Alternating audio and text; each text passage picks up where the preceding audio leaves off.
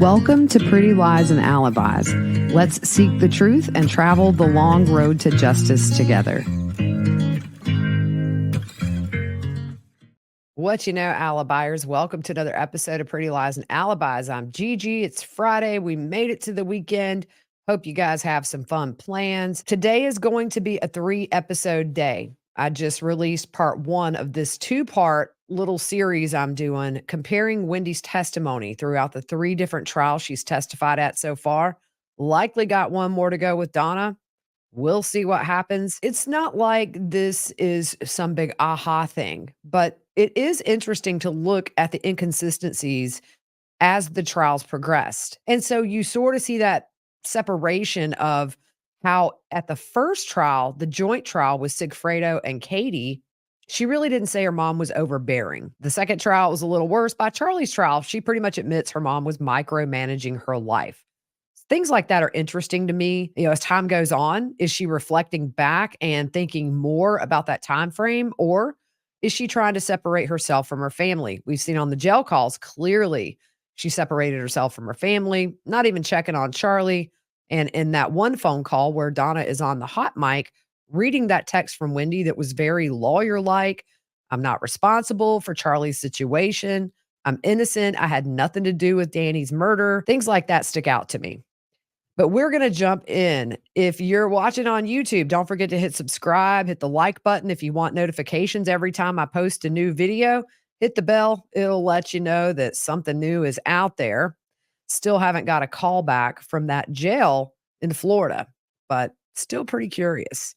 Music fact of the day. Billy Joel's hit single, Piano Man, it was selected by the National Recording Registry for preservation in the Library of Congress. If you don't sing along to that, you can't ride in my car. That and American Pie we're singing in its entirety, front to back. We're going to pick up on the different testimonies about Charlie hiring a hitman and the TV joke. At Charlie's trial, Wendi is asked if Charlie ever mentioned hiring a hitman. She says no. Prosecutor Kappelman refers Wendi to a page from her police interview the day Dan was shot. If you're kind of new to this series, you can go back. We spent a couple of episodes breaking that down. They go through Charlie saying that buying a TV is cheaper than hiring a hitman. Wendi said it was a joke that Charlie made in poor taste. Prosecutor Kappelman points out the joke is pointed at Dan Markel, and Wendi says that was the joke. Kappelman said not to kill someone else, and Wendi said Charlie never used Dan's name. And she also denies that she told this to Jeff Lacasse, who I find 100% credible. Prosecutor Kappelman asked if Charlie bought her a TV. She says yes. Prosecutor asked if that was the TV that was being repaired the morning Dan was shot. Again, Wendi says yes. The prosecutor asked if Donna texted her the morning of the shooting. Wendi says she doesn't remember. And the prosecutor asked, why would your mom be involved in your TV repair? And Wendi says she didn't purchase the TV. It was a gift from Charlie, but her mother went to get it.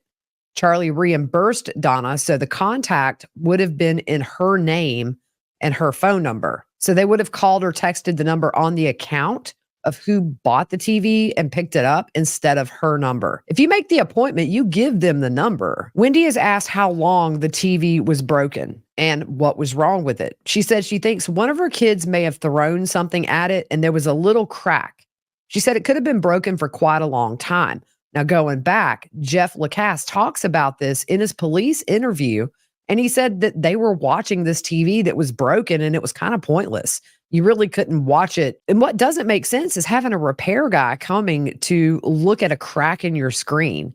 Even back in 2014, smart TVs or flat TVs were very affordable. And I don't know anybody who's cracked their TV in the last 10 or 15 years who's called a repair guy. You go to Best Buy, get another one for $300-400, you're good. They had the money. The prosecutor said the TV repair guy mentioned that Wendi seemed upset that day. Wendi said it was because Dan was wanting to take the kids swimming and she wanted to pick them up earlier in the day from school. At Katie's retrial, Wendi is asked the same thing, and she said it's her best recollection that she set up the appointment for them to come. And she said sometimes this happens where there's a different number on the account. So they call the wrong account, so they could have called my mom, but my mom would have said, call my daughter. The prosecutor said, but your mom does indicate that she is sending the guy to your house. Wendi says no. She indicates she was called by Best Buy. So that means she was called by accident since they were coming to my house. Kappelman asked, did you have an appointment scheduled in your calendar to fix the TV? And Wendi said, I did. I thought they were supposed to come sometime between 8 and 12. And they came pretty early. I think 9 something like that. I think around 9 something. The prosecutor says, did you delete that appointment to have the TV fixed? Wendi says, I'm usually kind of OCD about this. So after I have a meeting, I'll delete it if it's done. I use my calendar kind of like a to-do list. So I'll have the meeting and then I'll delete it. She says, I must have deleted it once they arrived or sometime later. The prosecutor asked, can you say who you sent the message to before the Best Buy message? Wendi says, it looks like I sent that to my brother, Charlie. The prosecutor says that message was deleted as well. Wendi says, I always delete my messages, but yes, it looks like I deleted it at some point. The prosecutor says, what were you referring to in that message if you know? And Wendi says, I have no idea. Prosecutor says, but it was sweet, whatever it was. Throwing shade. Love her. Contact with Dan on the day of the murder. At Charlie's trial, they talk about the voicemail that Dan left Wendi at 9:02 a.m. In the voicemail, he detailed his plans for that morning, saying that he would be at the gym between 9:15 and 10:30. He also says, I'm happy to chat or meet with you. This was regarding Ben's schooling. Maybe we can go for a walk at school or something like that. Wendi says she doesn't remember Dan saying he would be at the gym, but it sounds like something he would say. The prosecutor points out the voicemail doesn't sound abusive. Wendi says at this point, they were getting along much better. What about day of the murder movements for Wendi? Let's see what she says between the trials. At Charlie's trial, she says she was working on some writing and talking with various friends. She had a friend in town who was interviewing at FSU. They were making plans to meet, but it ended up becoming too close to the time of this person's appointment. So she had 2 friends she would often meet for lunch on Fridays. She said their plans were very last minute, and she's asked when she left the house to go meet them. Wendi says 12:45. The prosecutor says, would it make sense you left around 12:30? Wendi says sure. She asks Wendi if she visited the crime scene. Wendi says no. The prosecutor says, so you never turned on Trescott Drive that day? She said, I went to turn on Trescott, but I saw it had been blocked off by some tape. And so I just kept driving on Centerville. The prosecutor says, and you had to turn around at the tape? Wendi says, I think I tried to turn around and couldn't turn. So I would have made like kind of a turn like a K and kept going where there was a roadblock. Up on the screen, I have a picture with a circle of a brick mailbox. That is where Dan's house is. There was also a deputy that testified to this. Wendi would have seen that there was police activity in the vicinity of Dan's home and also verified that he saw her. Roadblock. Just immediately did a 3-point turn and left. All right. And as you approach the roadblock, if you're one of these drivers, the way they would come up to the roadblock, would you be able to see that the law enforcement activity was occurring at the Markel residence? Yes. The prosecutor says there was tape. Wendi says yes. And an officer was there. Wendi says, I did see a car, a law enforcement marked vehicle. She said she did not have any contact with the officer. At the joint trial at 12:29 p.m., she was traveling on Centerville Road and was going to lunch. We know she stopped to buy the Bullet bourbon for the Stock the Bar party. She bought that on Thomasville Road. She said she was there and she doesn't know many liquor stores, and that's the only one she knows. We're going to look at liquor stores and how much closer others were, even in relation to where she was having lunch. At 12:49, she bought the liquor and said she might have gotten gas. The prosecutor says, I'm referring to you visiting the crime scene. Reminder, this is at the joint trial, the very first trial Wendi testified at. She said she didn't visit the crime scene. And the prosecutor asked, you didn't pull up to the tape on Trescott? She says no. She says she was on Centerville Road. She said, I would take a shortcut through Trescott, but when driving on Centerville, I saw some sort of tape or obstruction, and so I didn't turn. Now, at Katie's retrial, Wendi said she did make that turn on Trescott. Now, the officer at the joint trial, the one manning the point where the police vehicles and the crime scene tape were, it's about 3 houses away from where Dan lived. Wendi said she thought a tree had fallen and turned around. At Katie's retrial, she said she assumed it was an electrical storm or something, There was some tape and it looked like the road was blocked off. So I turned around and went back up Benton. She's asked if there was an electrical storm that morning. Wendi doesn't remember. But she says in the summer, there's always trees falling and rainstorms. By the way, I checked the historical weather for Tallahassee on July 18th, 2014. There were no storms. It was partly cloudy. She didn't try to call Dan to see if everything was okay. And the lack of concern for the roadblock with her boys having spent the night with Dan that night before, not calling the preschool, that's always been a huge red flag to me. And Kappelman hits on this and asked if she wasn't concerned based on the experience that there could be something going on at your previous marital home. Wendi said absolutely not. She said at that point, Dan didn't have the kids. They were in preschool. Remember, Dan called her at 9:02. She said she didn't hear the phone because the TV repairman was there. Then she said Dan texted her about 9:15 asking about taking the boys swimming. Wendi said when she encountered the roadblock, she was on the phone with a friend who she was catching up with. She said she was probably distracted and talking. Prosecutor asked, did you call Dan or the preschool? No. The prosecutor establishes that Wendi knew Dan was leaving for New York that next morning to go visit his girlfriend. The prosecutor asked if she relayed that information to anyone. Wendi says absolutely not. Dan called her at 9:02 a.m. and left a voicemail about his plans for the gym. She talked to Charlie that morning at 9:18, and they talked for over 18 minutes. Wendi also says she did not relay any information about the roadblock to anybody. She's asked if she had WhatsApp 8 years ago, and Wendi doesn't know if she did or not. Wendi goes on to talk about having friends all over the world, and at that time, WhatsApp is mainly what people use to talk to people internationally. She said the friend she was talking to at the time was in England, and if she had WhatsApp, she would have been using that to call her friend. The prosecutor asked Wendi if she knows that WhatsApp is encrypted and it can't be retrieved by law enforcement. Wendi says she thinks they can be retrieved, but it's end-to-end encryption. What's end-to-end encryption? It's a security method that keeps your communications secure. With end-to-end encryption, no one, including Google and third parties, can read eligible messages as they travel between your phone and the phone you message. The prosecutor asked if she communicated to anyone on WhatsApp or a similar technology to relay information about the murder of Dan. Wendi denies this. The prosecutor says, so you can't tell the jury whether you communicated through WhatsApp at all on the day of the murder. Wendi doesn't remember. She said if she had it 8 years ago, she would have it now, so we could look and figure out if I had it. She also denied specifically talking to Katie through WhatsApp. The prosecutor asked if after Dan's murder, was it your practice to tell people, just acquaintances and peripheral people in your life, that Dan had been involved in an accident? Wendi says, I don't believe so. The prosecutor asked if that was something that Charlie told people, and Wendi says she doesn't know what Charlie was telling people. She said law enforcement told her during her interview she wasn't supposed to tell anyone what happened until it was released. She denies benefiting financially from Dan's murder. He did have a life insurance policy, but she did not know the value of it at the time. She knew Dan's sister was the custodian of that policy.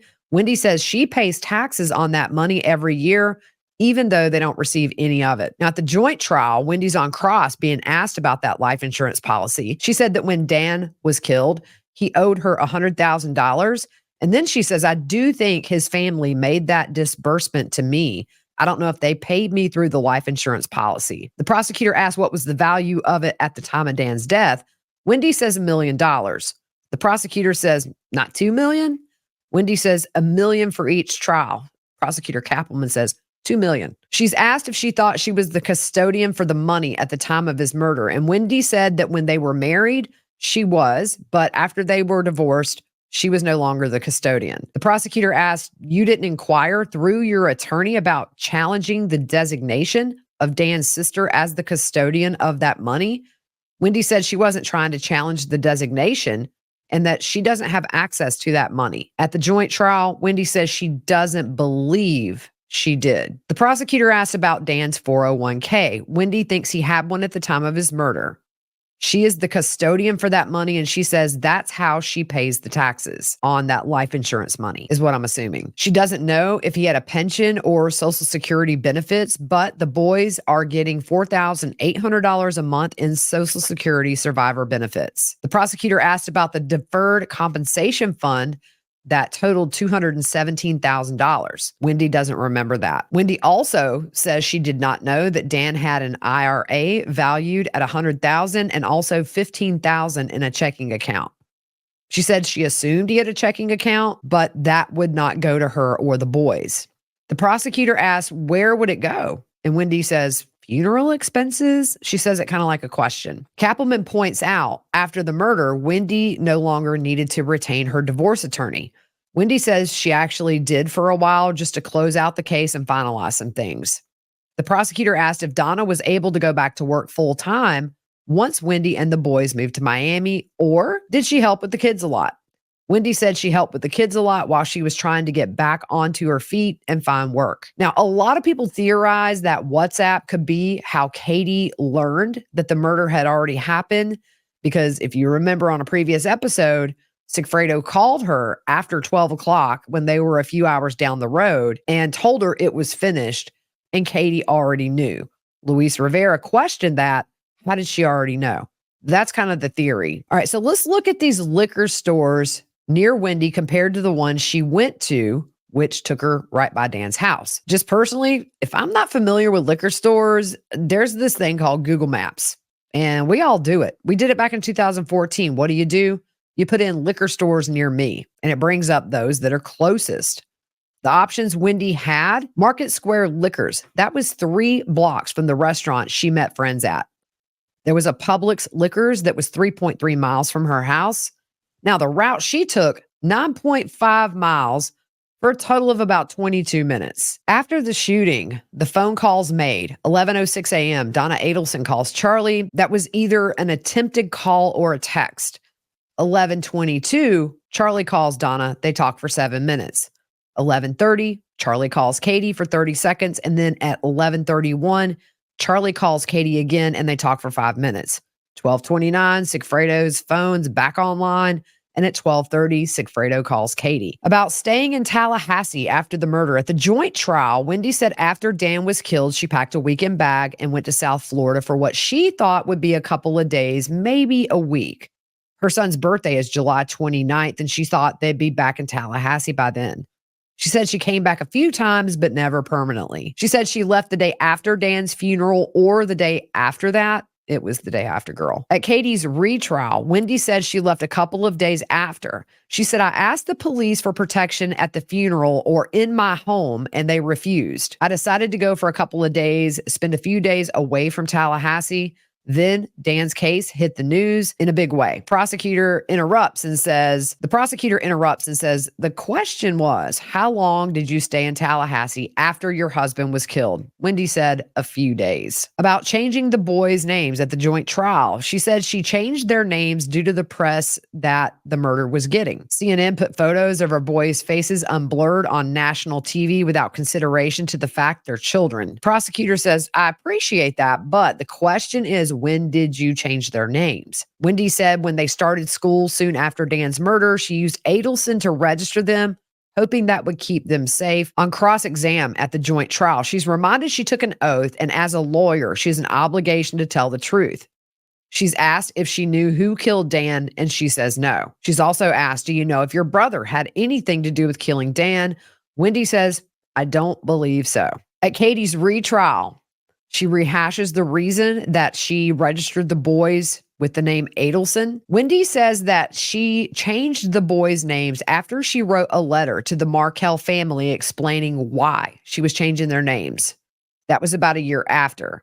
It was July 5th of 2016 when that was official. Wendi doesn't remember the exact date. She said that sounds correct. The prosecutor asked about changing Ben's middle name. That honored Dan's side of the family. Wendi said the name represented both hers and his sides. I will say a blog entry by Dan at the time he announced the birth confirmed that his middle name was in honor of each side of their families. So on the investigator trying to reach her after Dan's murder and after she left the police station. On cross-exam at the joint trial, the defense asked if a detective tried to call her before she left Tallahassee to go back to Miami. Wendi says no. She said the investigator called her when she was already 4 hours down the road on the way to Miami. She says she doesn't know if the detective tried to reach out to her parents or Charlie either. After his initial interview with Wendi at the police station, the detective said he attempted to talk to Wendi Adelson again, but when he reached her by phone, she hung up. Just to add, detectives were also talking to Donna and Harvey. They asked to talk to them before they all left Tallahassee. They took his card, never called back. It's a red flag. Why would you not want to help investigators? It's easy if you truly don't know to say, yes, please let me come sit down and talk to you. I'm an open book. I'm going to play this clip now of some more of that really heated cross exam that I played part one of yesterday. It's just a great exchange. That defense attorney rocked it. So we're going to listen to that now. All about you, isn't it? Excuse me? This is all about you, right? I was called to be a witness and I'm testifying, so I don't understand the question. Is it a question? There's about 100 people in this courtroom, right? There are people in the courtroom. Possibly thousands watching, right? I have no idea who's watching. And it's all because of your failed marriage, right? I disagree with that. You disagree that your ex-husband is dead because of your family. Yes, I disagree. These jurors are here for weeks doing their civic duty because of your marriage, right? No. Katie's going through this ordeal because of that marriage, right? No.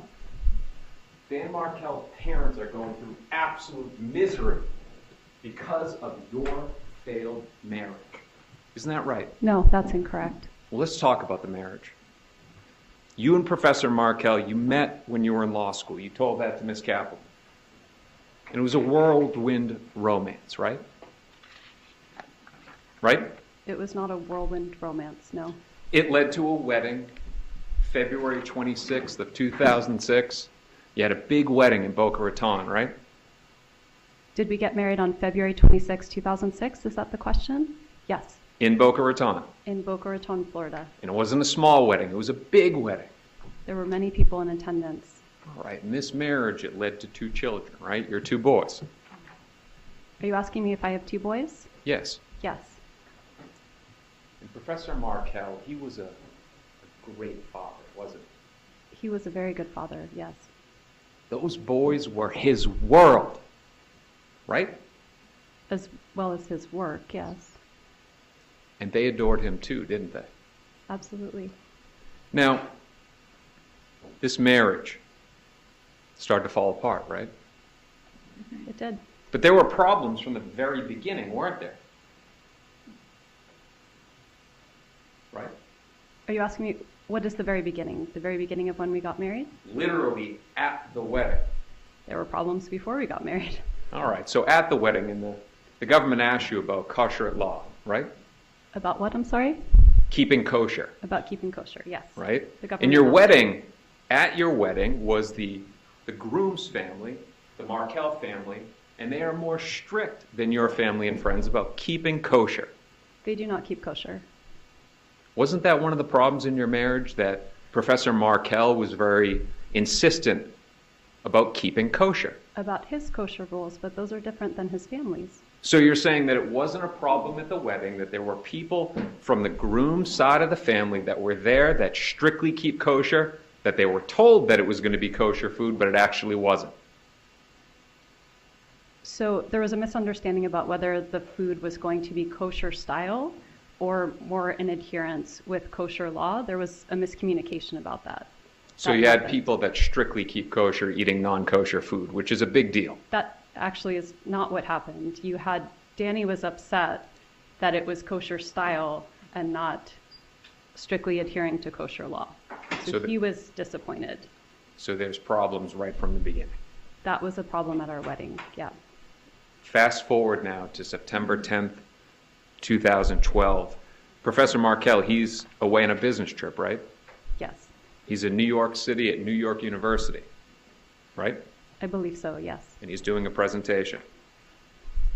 I don't know what he was doing. Your husband at the time was in New York to give a presentation. You knew that, right? I knew he was in New York. I didn't know if he was attending a conference or giving a presentation. but he was in New York for work. Now, you had not communicated with him for 2 days. I really don't remember. You text him at around 2:30 in the afternoon, right? Right before he's about to do the presentation. I really don't remember. But you do remember dropping the bomb on him, don't you? Telling him that you wanted a divorce. So I did not drop a bomb on him. We'd been in therapy for several months beforehand where I told him several times I wanted a divorce. You say it's not a bomb, but you agree with me that he begged you to reconsider. He was very upset and, yes, wanted me to reconsider, but In that phone call, he's begging you to reconsider. Please don't leave. Please don't break up our family, right? he was very upset, yes. And he was heartbroken. I mean, upset indicates that there was anger. What he was heartbroken, right? That I decided to divorce him after telling him I would, yes. Despite being at NYU for a presentation, he rushes home. He gets on the next flight, right? I honestly don't remember if he got on the next flight, but he did come home quickly.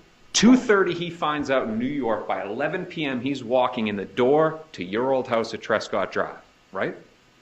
I don't know. But you do know that when he walks in the house what he finds. You know that, right? Yes, I left him the papers. You left the divorce papers on the bed, right? Yes. Half the furniture was gone. Half the furniture was not gone. A good amount of his stuff was gone. Nothing of his was gone. The boys' stuff was gone, right? Some of the boys' things were gone. I'd taken enough so that I had for the boys, but no. You were gone, I was gone, yes. and so were his boys. His boys were not gone. He saw them the next day, and they would not have been awake if he's coming home at 11 p.m. Let's stay on topic here. I'd love to stay on topic. When he walks in the door, the boys are not in the house, right? Correct. And you did not tell Professor Markel where you were taking the boys. He may have seen them the next day, but you did not let him know where you were going to be staying with his boys. With our boys? Yes. So you agree with me that they're also his. Of course they're his. And he should be entitled to know where his wife is taking his children. Absolutely. That's not all you took, is it? Excuse me? You two had a joint checking account at Schwab, right? We did. And you went into that account before you dropped the bomb, and you took out half of that account, right? Correct. Roughly $350,000. Half, yes. Of our joint account. $350,000. I don't remember the amount, but yes. You know that it was in the hundreds of thousands. I really don't remember the amount, sir. Is it that insignificant of a sum to you that you don't I'm not saying remember? it's an insignificant sum. I'm saying I can't attest to the amount that was there. I'm going to tone it down now. You were unhappy in the marriage, right? That's why I got divorced, yes. And it happens. Marriages fall apart, right? Yes. But you complained constantly about it, didn't you? No, I don't think I complained constantly. To anyone that would listen. No, that's not true. You agree with me that you complained to the one person that would actually do something about it.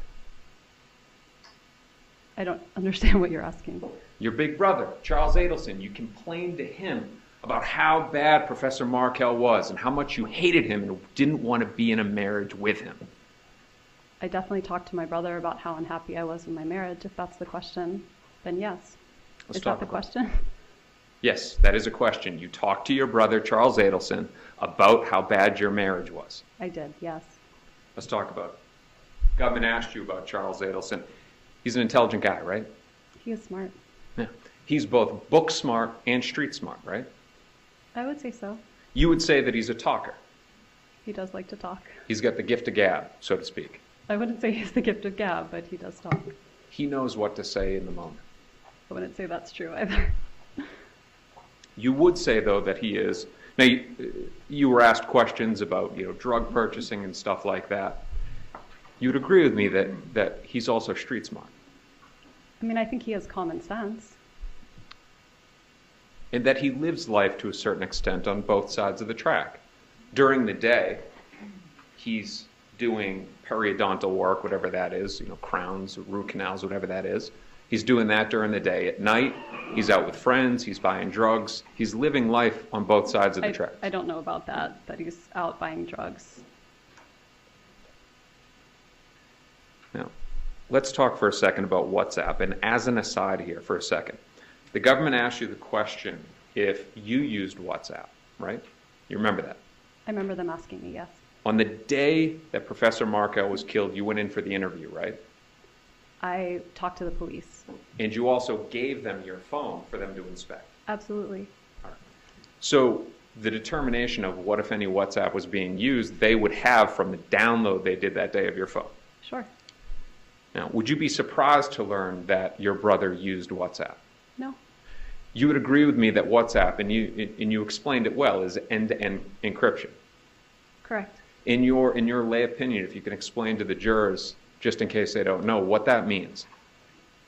I know that it's something we use at my work because essentially it has the ability to keep things more private. I also know that nothing's actually private and that anyone who wants to can uncode the messages. So that's what we tell people at our work.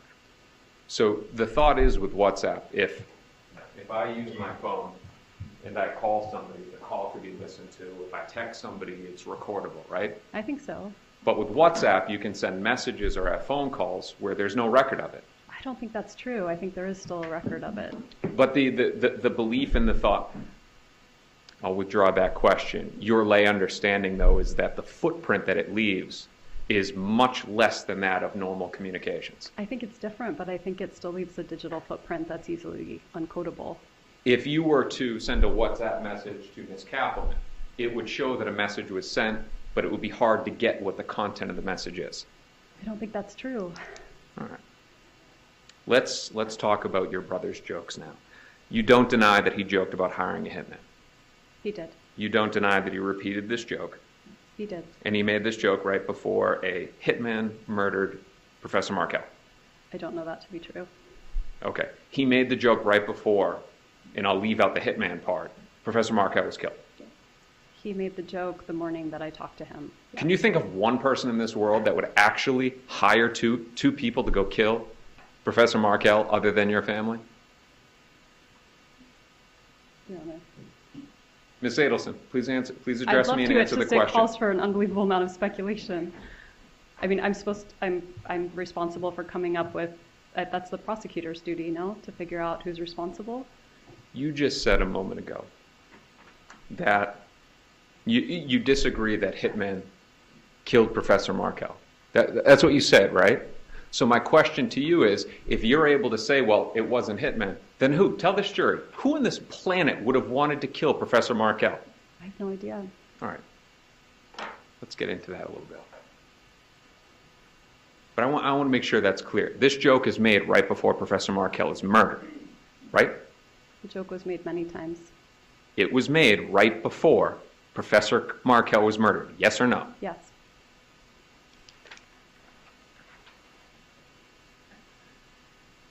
July 18, 2014, you're interviewed, and you make a statement saying, I knew this would happen. You said that, right? I did. All right. Now I want to talk about your knowledge and your belief on this. You're a smart person, right? How am I supposed to answer that? Well, let's go through your resume. You went to Brandeis University, right? I did. You graduated magna cum laude. I did. If you could explain to the jury what that means. It means I studied a lot and got good grades. All right. It means, and to speak, I'm from the Northeast. My Boston accent may give it away. It means you're wicked smart, right? That's very You had a nice. high Thank GPA, you. a very high GPA. I work hard. You also went and you got a master's degree from the University of Cambridge. I did. You were a Gates Scholar. I was. You then go to the University of Miami School of Law, which is a top-tier law school, Tier 1, right? Okay. Right? We're talking about your level of intelligence. You went to the University of Miami Law School, right? I did, yes. You also clerked at the 11th Circuit Court of Appeals, right? I did. Now, to get a clerkship out of law school, it's a very difficult thing to do, right? It's challenging. You have to have top grades. You have to go through a rigorous selection process, right? Yes. You then become a professor at the Florida State University College of Law, right? Yes. You're also a published author, right? Now you're just embarrassing me. Why are you embarrassed that you're a published author? I don't like talking about myself.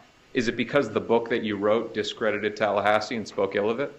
The book did not discredit Tallahassee. It wasn't about Tallahassee. let's stay on topic and ask the question again with everything that we just went through. You're a smart woman, right? I am a smart woman. There's information about this case everywhere. You'd agree with me on that, right? I'd been advised by my lawyer not to read it. All right. Now, we're not talking about reading stuff. There's podcasts, Also not to listen. TV shows, Also not to watch. articles. Don't read. And so you've made the decision. Now, you're a lawyer yourself too, right? I am. And you made the decision, I'm not going to look at any of this stuff. Correct. I don't want to know what happened to the father of my 2 children. Not I don't want to know what happened. How can you say you love those boys if you don't care who killed the father that they loved? Of course I care who killed the father that they loved. Then why won't you look at the stuff? I've been advised not to. Are you afraid that when you look at it, you're going to realize that your brother did this? I am not afraid of that. Now, of course, you've, and we won't get into privileged communications, but you've spoken to your lawyer about the case. How are we not getting into privileged communications? Yes, I've spoken to my lawyer about the case. You're very intelligent. You have one of the top defense attorneys in the country, a former federal prosecutor, John Lohr, right there in the blue suit, right? He is my attorney. You're telling me with all of this at your disposal, your intelligence, his experience, and all this information, that you don't care to find out who it is that killed Professor Markel? This is not that I don't care to find out. My job is to take care of those boys, and that is what I do. I don't see how it helps take care of them to go reading and watching and soaking up all of the horrible information that's out there. You don't realize that you could be helpful in finally untangling this to give this jury the truth about what happened to Professor Markel? I have been nothing but helpful since this started. To what happened to their son? By you looking at it, you are at the center of all this, but you won't look at anything to help in the process. I've done nothing but help in this process. You came here and testified. I came here and testified. I You spoke to had the to police be- for 6 hours without anyone present. I signed over my cell phone, my car, my house, everything, my computer. What else do I have or know that you haven't seen? You came here because you were subpoenaed and had no choice, Correct. right? This is not fun. I You've would not been- do this by choice. You've been inconvenienced. I've not been inconvenienced. Professor Markel was shot in the head. I'm not complaining about being here. This is my duty. I'm here. We'll get back to you complaining about being here. Do you honestly expect this jury to believe that you haven't confronted your brother about all of this? Yes, I do. Yes, you did confront him? Yes, I do expect them to believe that I did not confront my brother because I didn't. Or maybe you don't need to because you know the truth in this case. You already know it. That he went behind your back, right? Did not happen. Just like he has done with past boyfriends. He's done that in the past where he's gone behind your back when you were having problems in a relationship and dealt with it himself. No.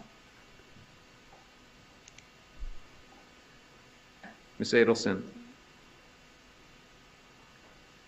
you understand that until you expose your brother what he did, that everybody's going to consider you as guilty. You understand that, right? What is the question that you're asking me? You understand that until you expose your brother and explain what he did, that he went behind everybody's back, that he hired a hitman to murder your ex-husband, you'll remain guilty in the eyes of the world. I can't speak to the eyes of the world. I can only know that I have done nothing wrong. Or maybe you are guilty. I am not guilty. So, a witness in this case, and I'm not going to get into their testimony, but one of the hitmen, the convicted hitman, implicates you. On July 17, 2014, the day before the murder, the morning before, he says that you were walking on Trescott with the 2 boys, that you walked down the driveway and into the house. That never happened. Right, because Professor Markel, Professor Markel, he had the kids. Based on the way that your guy's schedule was, on that day he would have had the children in the morning, and you're going through such a bad divorce, you wouldn't be at his house, right? I wouldn't be at his house anyway, but not because we were going through a bad divorce. At that time, things were pretty copacetic. All right, so we're coming back to maybe you do know, or maybe you were involved. Excuse me? What's the question that you're asking me? I'm giving you a header of what we're talking about so that it will ease you in the question, okay? I'm just telling you what the topic that we're on, so we'll get to a question. Now, the government asked you about a time that you met Miss Magbanua. It was actually spring break of March 2014, right? I believe so. You went down to Miami. You stayed with your brother Charles. I went down to Fort Lauderdale after being in Immokalee and We- stayed with my brother. You then went to Miami Beach to Yardbird and had dinner outside with your boyfriend at the time, or who you were dating, Jeffrey Lacasse. Catherine McBanwell was there, and your brother Charles Adelson, and you all ate outside, right? We did. And that's on Miami Beach, not in Fort Lauderdale. Correct. Now, just for context, Jeffrey Lacasse, he was also an FSU professor, not at the law school, but an FSU professor. Nice guy, right? I don't think so now. Now, you deny, I'm assuming, that on July 13, 2014, you told Jeffrey Lacasse that Charles looked into hiring a hitman. You deny that, or you admit that? I deny that. And that you told him that Charles looked into hiring a hitman back in September of 2013, That never happened. which would have been months before your brother even met Catherine McBanwell. I don't remember when they met. Letting you know the topic we're on, we're talking about you being involved. That same week, earlier in the week, you sent an email. We're talking about the week of the murder now, not spring break, the week of the murder, not Yardbird, the week of the murder. You sent an email to Jeffrey Lacasse saying that you wanted to break up, that you needed space, right? I did. Sent him a long email, stay away, we're broken up, right? I did. You knew that on July 18, 2014, Jeffrey Lacasse was leaving town to go on a trip, right? I knew he was leaving at some point that week. I don't remember when. You knew that he was leaving on the same day of the murder at the same exact time as the murder, I don't think I did. 11 a.m. on July 18, 2014. I don't think I knew when he was leaving town.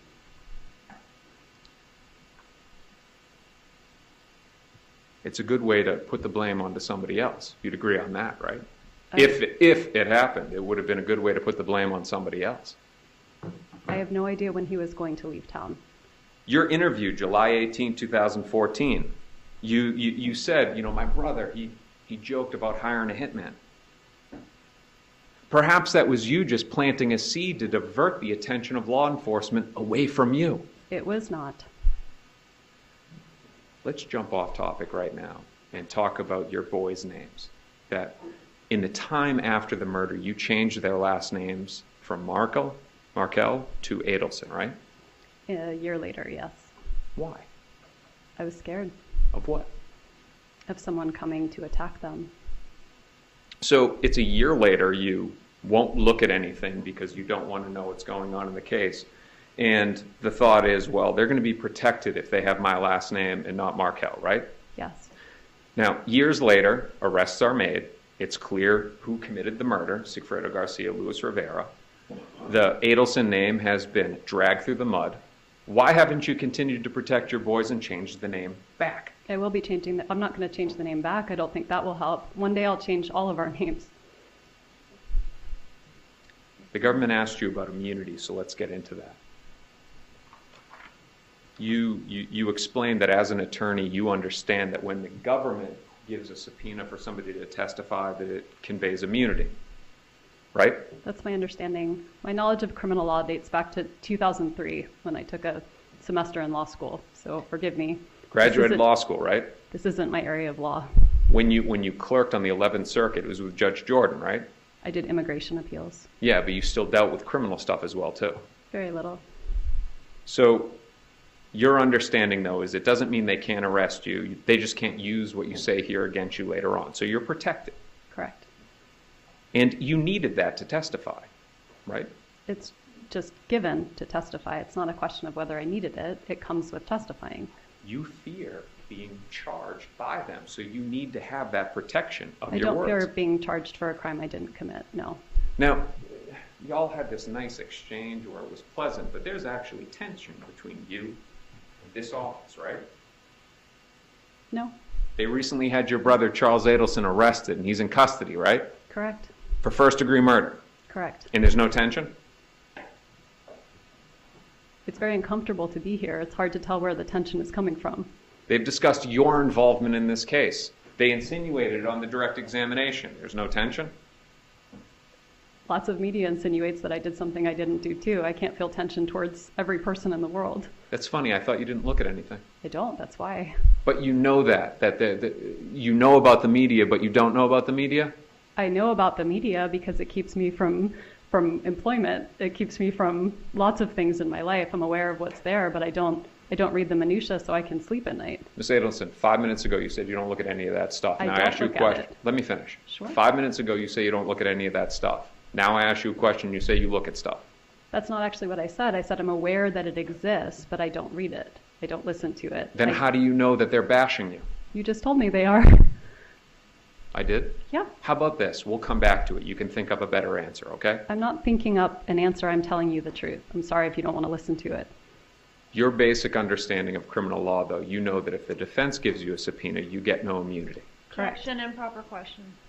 I'm not going beyond that question. All right, that's the only question you can ask on that. If I give you a subpoena, you don't get immunity, right? Correct.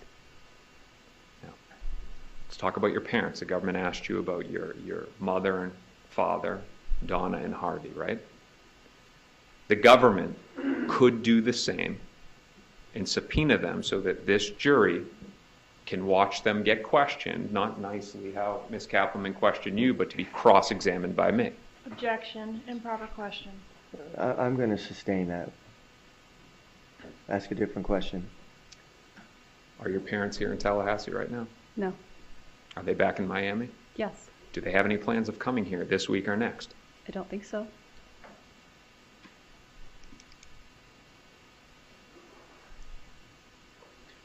Now, your family dynamic. It is your mother and father, Harvey and Donna. There's you, you're the youngest, Charles, and then the oldest, Robert. Right? Correct. And he's a doctor up in New York. Correct. Now, the government asked you about the relationship, and you're like, we don't talk much. It's actually much deeper than that with Robert, isn't it? We don't talk At all. at all. And the reason is because your parents were so difficult about the woman that is now his wife. That is not the reason why we don't talk. I'm not talking about the reason why you don't talk. Let me clarify it. The reason why your parents don't talk to him. That's not the reason why they don't talk with him. Are you saying to this jury that there wasn't a problem where they outright objected to his marriage of a woman that was not of the Jewish faith?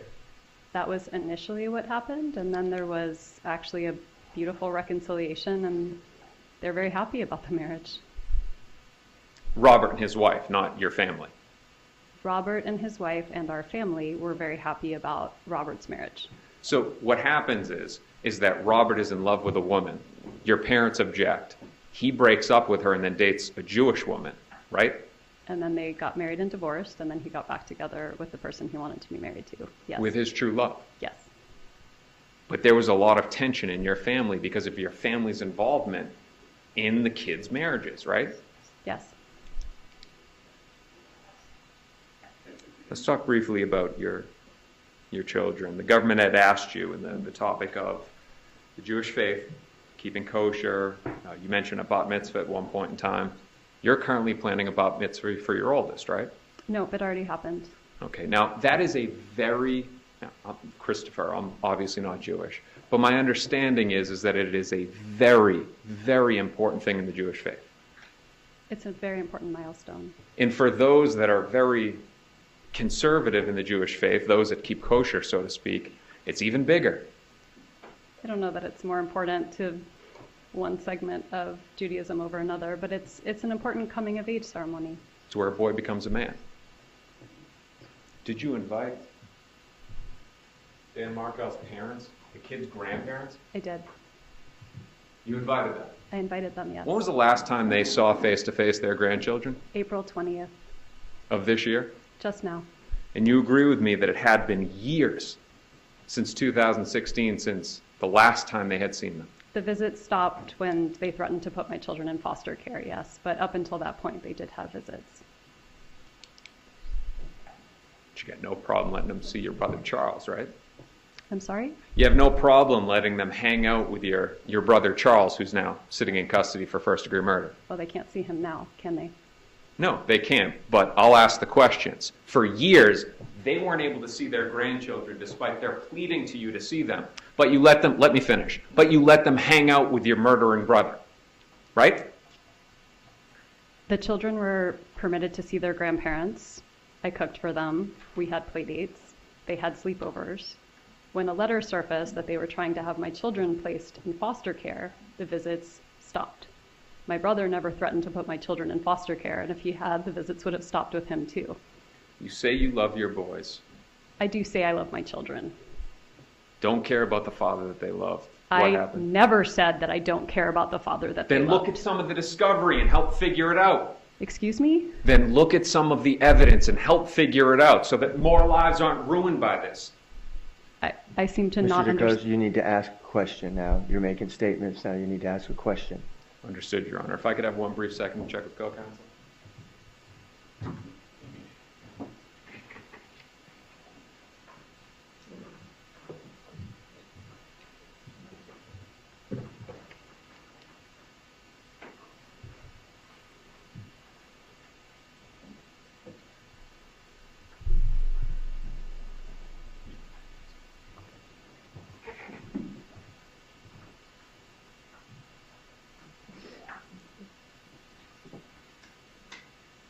Ms. Adelson, we started this by saying that this is all about you. It started with you because of this marriage, right? No. Well, you had tried to say that, but I don't agree. Ms. Adelson, I'm going to make one final attempt through questions to implore you. You understand that you can't protect your brother Charles, who's going through this case, and protect yourself at the same time. You understand that, right? I'm here to share the truth with you. I don't know how to answer the question. Then please end the madness and share the truth. Will you please share the truth with this jury? I've been sharing the truth since I walked in here. I've done nothing but share the truth. You know what happened here, despite your claims to the jury that you haven't looked at anything, you haven't discussed with anybody, and you haven't confronted your brother. You know what happened here, right? I do not know what happened here, and if I did, I would have shared it with the police 8 years ago. You know that your brother went behind your back, don't you? I do not. Like he always does. This is something that he has always done, isn't it? It is not.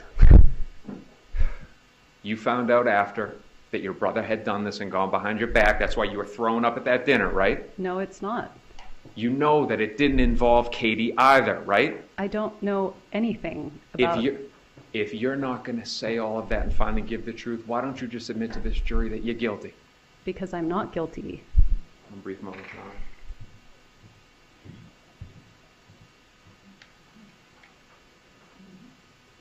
I got nothing further, Judge. Redirect. All right, guys, that's it for today. Hope you have a good rest of your afternoon. We'll see you soon.